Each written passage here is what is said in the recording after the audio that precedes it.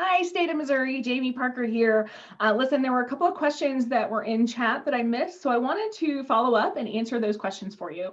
So first question from Len Kemker, and Len says, hey, can you overdo it, right? Can you get to the point that it seems inauthentic? And I am going to give you a short answer first, which is no.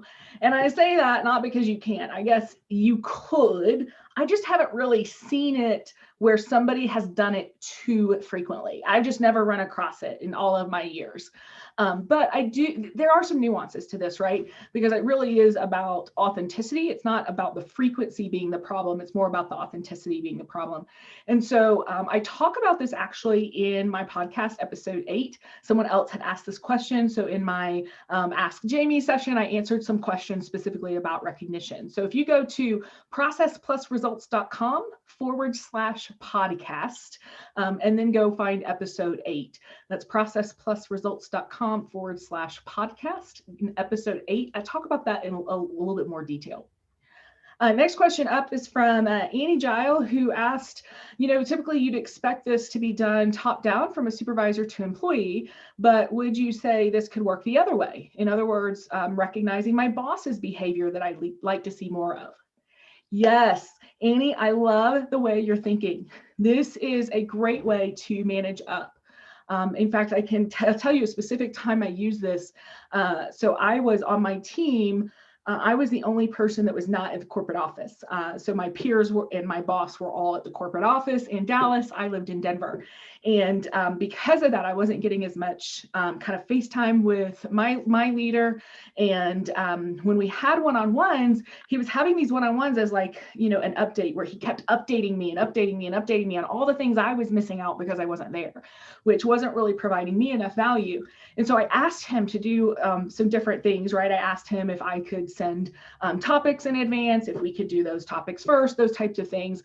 But he would, initially kind of go back to the old way because that was his habit, right? And it wasn't out of any spite. He's a fantastic leader, the best leader I've ever experienced firsthand.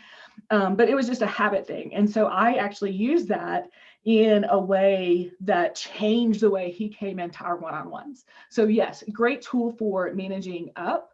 And you can do this with peers, right? It does not need to be a kind of a supervisor or leader relationship. It can be with your peers, with vendors and suppliers.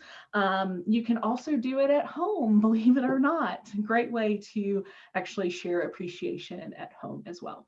So great question, Annie.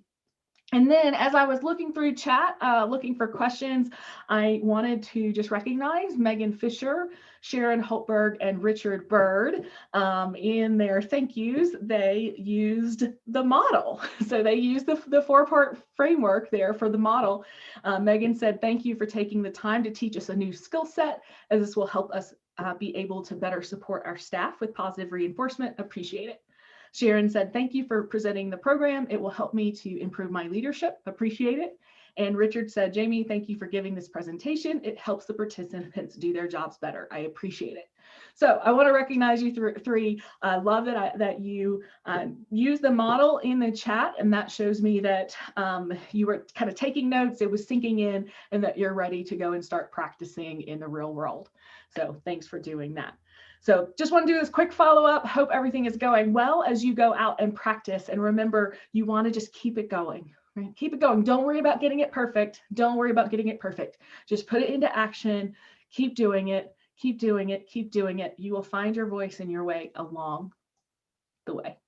All right. Have a great week.